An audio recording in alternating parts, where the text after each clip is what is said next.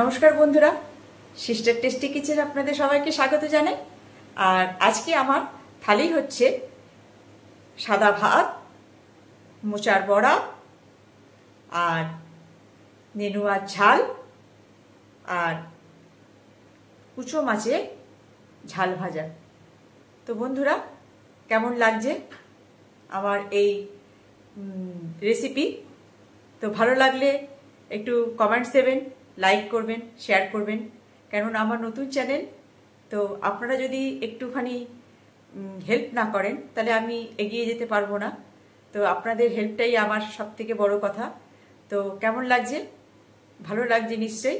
আর এইসব রেসিপি আমার সব কিছুই দেওয়া আছে ইউটিউবে, তো আপনারা দেখতে পারবেন, এবং ফেসবুক থেকে যারা দেখছেন সেখানেও দেখতে পারেন।